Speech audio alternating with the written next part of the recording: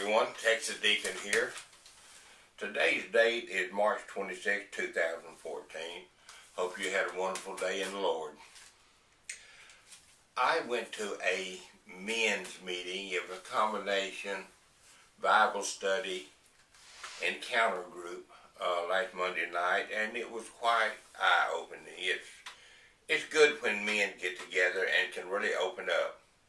Of course, the number one rule is anything that's said will not leave that room, and I'm sure that every man there understood and agreed to it. There was 18 to 20 men there, so men really opened up. Anyway, this lesson I'm doing today is Enemies of the Christian Church, number 7, Fear of the Unknown. And the scripture reading is Psalms 23:4. One of my favorites, you'll recognize it. Yea, though I walk through the valley of the shadow of death, I will fear no evil, for you are with me. Your rod and your staff, they comfort me. Very good, love that. And it mentioned rod, and I'm going to do something else here too. We're going to look up definition of rod. Of course, rod has a lot of definitions, but the one that I'm going to center on is, here it is, rod. It's a slang term for a pistol or a revolver. And, of course,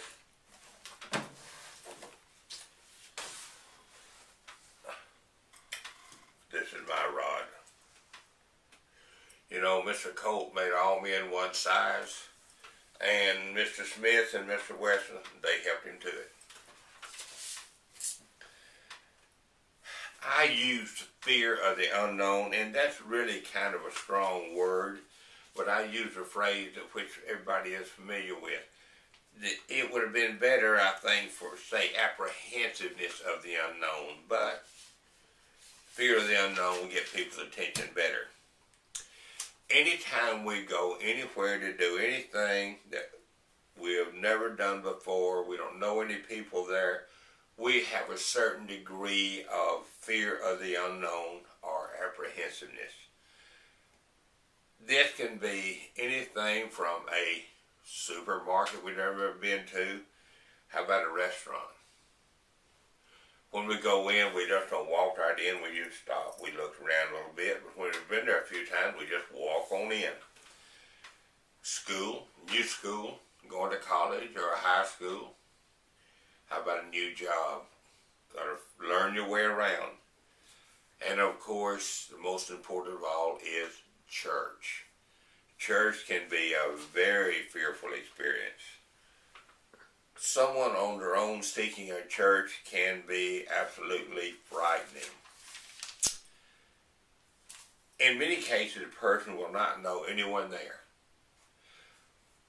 All churches are different. Even though they're in the same denomination as the church in another city, each church takes on its own personality. That's something you'll learn if you've been around very many churches. But anyway, you end up in a new building with new people, and you're saying to yourself, I could be committing the rest of my physical and spiritual life to these people, and I don't know them. It can be a lot of anxiety for a person to bear. How do you overcome it?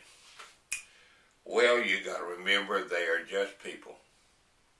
When they get hungry, they have to eat. When they get thirsty, they need some water.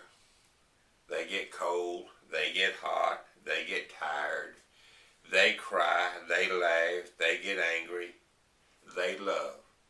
They're just people. People just like you.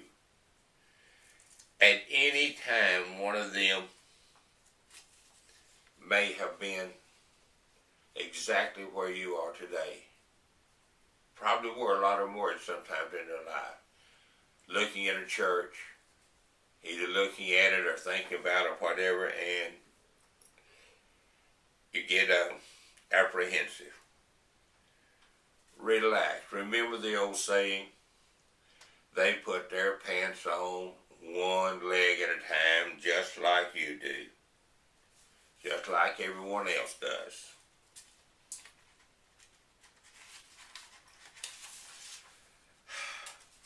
After I put together a lesson, the deaconess and I will go over it, and she helped me a lot to polish it up, knock off the rough edges, use some better words. She's very, very helpful. She had no idea what this lesson was about until I asked her to come review it with me. During the review of the lesson, she said, "Let me tell you about Sister Virginia." It was about 10 years ago. I like to get to church early, and we did on that Sunday morning. It gives me time for some good Christian fellowship that I enjoy. Also, I get my second cup of coffee or my third cup and some orange juice, and I just love it. As we were going into the church, a deaconess saw a woman did not know in the parking lot. The deaconess went over and greeted her. We took her into her inn. We showed her around, introduced her to the people, and did everything we could to make her feel just completely welcome. She became a faithful member of the church. It wasn't until some years later that she confided into the deaconess that on that first day, she was just about ready to start her car and go home when we arrived. She was apprehensive. She, as most people are, about going into a place where you know no one. She got cold feet. And we've all had cold feet.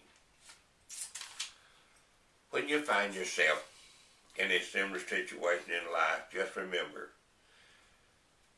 that the devil encourages you to stay out of those places and circumstances where you should go, and he encourages you to go into those places and circumstances where you should not go. Don't let the fear of the unknown interfere with your Christian walk. You can overcome that fear.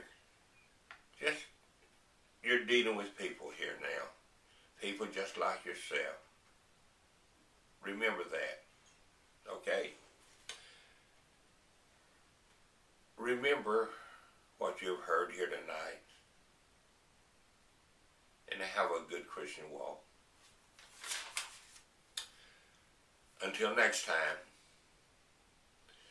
may God continue to bless and forgive the United States of America.